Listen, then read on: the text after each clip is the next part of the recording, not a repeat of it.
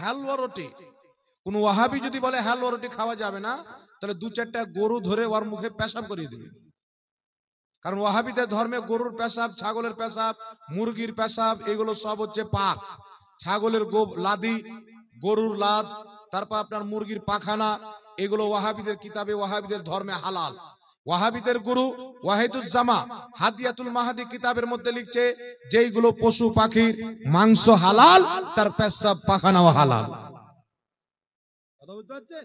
তো ওকে বলবেন যে আমরা হালুয়া রুটি খাবো, তুই মুরগির গু খা, ওটাই তোদের কপালে আছে। কিন্তু হালুয়া রুটি কোথায় থেকে আসলো? হালুয়া রুটি আমার নবী খেতেন, হালুয়া নবীর পছন্দের খাবার, রুটি নবীর পছন্দের খাবার। ইবনে মাজাহ শরীফের মধ্যে একটি অধ্যায় আছে, অধ্যায়টির নাম হলো বাবুল হালুয়া, হালুয়া খাওয়ার পরিচ্ছেদ। সেই পরিচ্ছেদে হাদিস قالت عائشة صديقة رضي الله تعالى عنها كان النبي صلى الله عليه وسلم يحب الحلوى والعسل। মা আয়েশা বলেন, আল্লাহর নবী সবচাইতে বেশি হালুয়া খেতে ভালোবাসতেন। সুবহানাল্লাহ, সুবহানাল্লাহ। আর মধু খেতে ভালোবাসতেন। সুতরাং শাবে বারাতের একটি ফজিলতপূর্ণ রাত দিন মনে করে কোন ব্যক্তি মুমিন মুসলমান যদি হালুয়া রুটি করে, যে রাত্রিটি ফজিলতপূর্ণ রাত্রি, দিনটি ফজিলতপূর্ণ, এই রাত্রিতে আল্লাহ বান্দার গুনাহ ক্ষমা করে। সুতরাং আজকে যে খাবারটা খাবো, নবীর ভালোবাসার খাবার, পছন্দনীয় খাবার হালুয়া রুটি খাবো, এটা শুধু জায়েজ নয়, বরং ভালো, বরং ভালো। তবে কেউ যদি এটা মনে করে যে হালুয়া রুটি না করলে শাবে বারাত হয় না, তাহলে এটা হলো মূর্খাম। শাবে বারাতের জন্য হালুয়া রুটি নয়, হালুয়া রুটি হবে নবী মুস্তাফা পছন্দ করতেন তাই।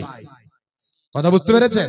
নবী ভালোবাসতেন, শাবে বারাতে হালুয়া রুটি করেন, ঈদের দিন হালুয়া রুটি করেন, রমজানে হালুয়া রুটি করেন, যে কোনো দিন নবী পাকের পছন্দের খাবার মনে করে হালুয়া রুটি খাবেন, আল্লাহ আপনাকে সওয়াব দান করবে।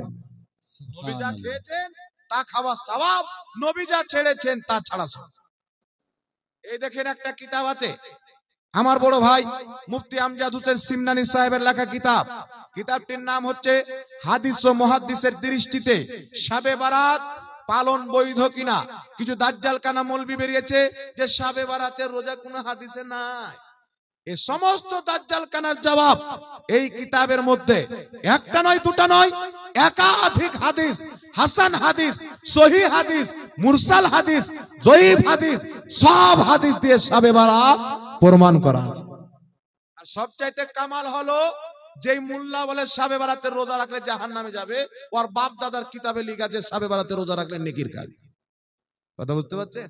আব্বা লিখছে নেকির কাজ, আর বেটা বুঝে জাহান্নামে যাবে। তো বেটা বাপ কি জাহান্নামে ঠেলছে, আর নাম ওয়াহাবি।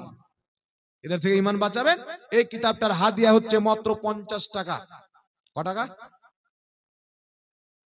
ঠান্ডা লেগেছে নাকি ভাই? হ্যাঁ, এইবার হলো, একটু বলেন। মনে হচ্ছে আপনারা ইন্তিকাল করেছেন, জানাজার এলান করে দেবো তো কি করবেন? হ্যাঁ, এই কিতাবটার নাম 50 টাকা দাম। এই কিতাবটির আরেকটি কিতাব আছে হাদিস ও মুহাদ্দিসের দৃষ্টিতে সহিহ নামা।